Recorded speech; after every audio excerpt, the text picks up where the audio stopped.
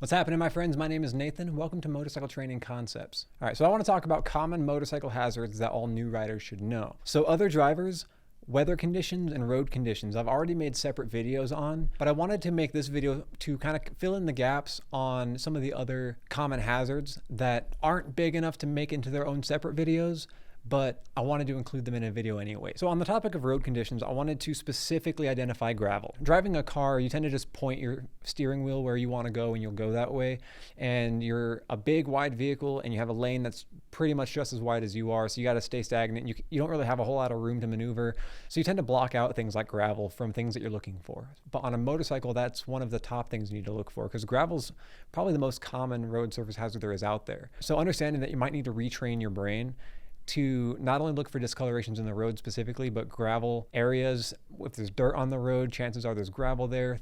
You're going to find gravel a lot in corners and intersections, in places where car tires typically don't go. So the middle of the road and then the shoulders of the road typically have a lot of debris and gravel there too. And then you can bake in factors like if you're in a rural area or a construction zone, you might have more than you would typically have otherwise. I wanted to start off with that one because no common hazard video is going to be complete without putting gravel in there. And number two, I wish people would talk about a little more, which is overconfidence. So if you're learning things really quickly and then your ego has a huge spike, overconfidence can put you in situations where you would fail otherwise. So if you were cool, calm, and collected, completely rational, you wouldn't go into these situations at these certain speeds, in these weather conditions, at this time of day, whatever the factors are leading into these scenarios where you see a lot of close calls and crashes. Overconfidence is a big one because, again, rationalization. If you keep your ego in check and tone that down, remember and understand where you are in your journey, what you are capable of, and then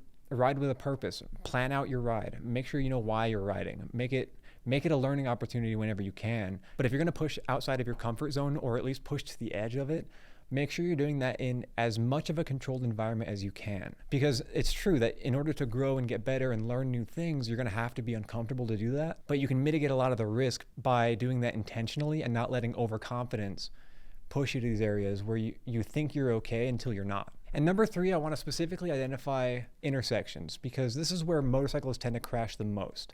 Either it's by you have a green light and there's a left turner who doesn't see you in time and they jump out in front of you, or there's a right turner who can turn right on red and doesn't check to see if you're coming, or if the light turns yellow and everybody wants to go at the same time to make it at that last second, that can cause crashes as well.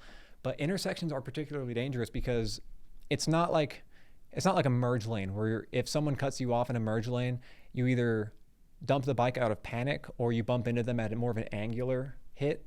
Where intersections, you T-bone, that's the most mechanically impactful crash that you can have. All of the forces of your traveling go into a solid object and you get ejected or you go straight into the side of something, or if it's a bigger truck, you can just stop. I don't want to get too far into the nitty-gritty of what happens when you crash, but understanding intersections in general, every single one, whether it's green for you, whether you have the right of way, whether you don't have the right of way, automatic orange stage. When you're approaching an intersection, whether that's a parking lot and every parking space is an intersection potentially, or it's a neighborhood where every driveway is an intersection, or you're in town and you have streetlights and you're at actual intersections. But understanding that every time you see the side of a vehicle or you see signage indicating that other drivers can jump out in front of you and you can collide with them, those are particularly hazardous. And like I said, the other common ones would be like road hazards, weather conditions, or other drivers being a factor, and how they make decisions and why they make decisions. I put each of those topics with their own individual video last week, so if you want to go watch those. But from what I talked about today with intersections, gravel, and overconfidence, those are hazards that you can mitigate with simply awareness. By just understanding that these can be hazards and these are everyday occurrences that can just happen.